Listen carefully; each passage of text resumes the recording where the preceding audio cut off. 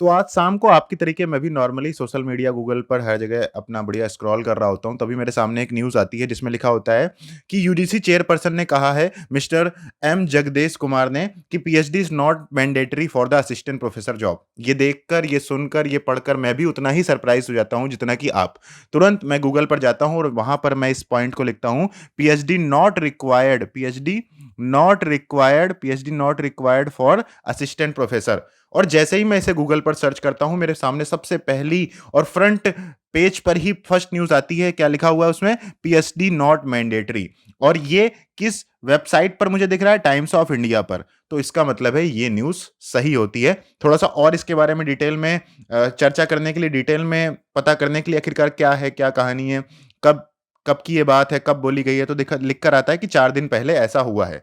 UGC के जो chairman हैं, उन्होंने ये बात बोली है। कहाँ बोली है, क्यों बोली है, चलिए उस चीज़ को फटाफट एक बार देख लेते हैं। गूगल पर जैसे ही मैं सर्च करता हूँ, सबसे पहले मेरे पास सामने वेबसाइट आ जाती है और उसके बाद आज तक, हिंदुस्तान टीवी, भारतवर्ष, ऐसे बहुत सारे न्यूज़ चैनल्स इस पॉइंट को कवर कर रहे होते हैं, जिससे ये बात कन्फर्म हो जाती है कि हाँ, अब पीएचडी ज़रूरी नहीं है असिस्टेंट प्रोफ़ेसर की जॉब्स के लिए। लेकिन कहाँ-कहाँ पर ज़रूरी नहीं है? क्या कोई इसके अलावा कोई दूसरा क्लॉज़ तो नहीं है, जो छुपा हुआ है इस न्यूज़ के पीछे? तो हम यहाँ पर 2 इम्पोर्टेंट वेबसाइट्स या 2 इम्पोर्टेंट न्यूज़ चैनल्स पर जाकर इस चीज़ को कन्फर्म करते हैं। पहला टाइम्स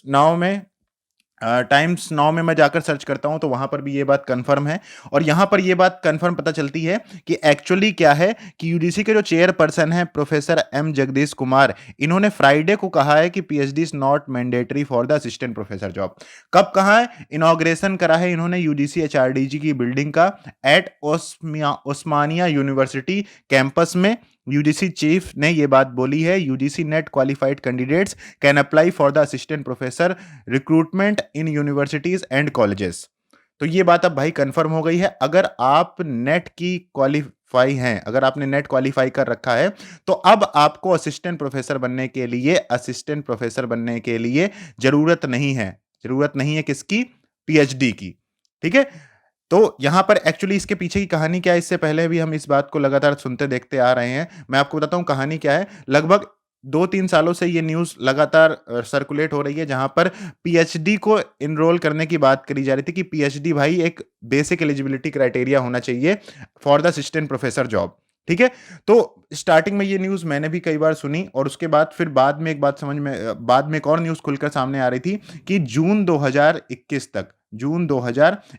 तक जितने भी कॉलेजेस और यूनिवर्सिटीज़ हैं, ठीक है? जितनी भी कॉलेजेस और यूनिवर्सिटीज़ हैं, इनमें अगर आप असिस्टेंट प्रोफेसर बनना चाहते हैं, क्या बनना चाहते हैं? असिस्टेंट प्रोफेसर बनना चाहते हैं, तो आपको पीएचडी मैंडेटरी नहीं है। लेकिन जून 2021 के बाद आप अगर जितनी भी वैकेंसीज़ आएँगी थ्रू आउट द इंडिया, वहाँ पर असिस्टेंट प्रोफेसर बनने के लिए आपको पीएचडी करनी पड़ेगी, उसके बाद ही आप अप्लाई कर सकते हो। ठीक है? आप गेस्ट फैकल्टी बन सकते हो, ठीक है ना? लेकिन परमानेंट फैकल्टी बनने के लिए आपको जो पीएचडी होगी वो करनी पड़ेगी। ठीक है? तो इसके बाद फिर इस चीज़ को जून 2021 से और थोड़ा शिफ्ट किया गया, बात कह दी गई कि 2022 तक भाई ये बात क्लियर करी जाएगी। और अब 2023 में यूजीसी के चेयरपर्सन ने ये बात एक बार फिर से कन्फर्म कर दी है कि भैया पीएचडी मैंडेटरी नहीं है। अगर आपने पीएचडी कर रखी होगी तो आपको कुछ एक्स्ट्रा पॉइंट्स मिलेंगे, बेनिफिट मिलेंगे, आपको ज़्यादा आगे प्रेफर किया जाएगा असिस्टेंट प्रोफेसर की जॉब के लिए। लेकिन ये नहीं होगा कि आपके पास पीएचडी है ही नहीं तो आप अप्लाई ही नहीं कर सकते हो। ध्यान रखना ये बात कि आप ये ना सोचना कि यार फिर तो फायदा ही क्या है पीएचडी का। देखो पीएचडी जरूरी होती है सब्जेक्ट में रिसर्च करने के लिए, आप वहां पर कुछ नई डायमेंशंस एक्सप्लोर करना चाहते हैं, आप अच्छा काम करिए, देश का नाम करिए, ह्यूमैनिटी के लिए कोई अच्छी चीज़ ढूँढ कर निकालिए, ठीक है?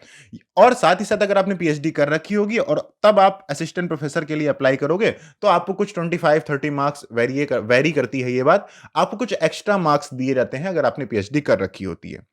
लेकिन अगर आपने पीएचडी नहीं कर रखी है, तो एक्चुअली एक सवाल उठ रहा था कि एक्चुअली भाई ये नेट का एग्ज़ाम है, ये नेट का एग्ज़ाम फिर किस लिए है? अगर मान लो नेट का एग्ज़ाम किस लिए हम लोग देते हैं? जो एलएस होता है ना नेट में, ये एलएस हम लोग किस लिए देते हैं? भाई जेआरएफ तो समझ में आता है कि जेआरएफ का जो एग्ज़ाम है, इससे तो आपको फेलोशिप मिलती है, फेलोशिप पीएचडी करते समय। लेकिन अगर आपने सिर्फ़ एलएस कर रखा है, तो फिर आपको इस एलएस डिग्री का क्या फ़ायदा है नेट का?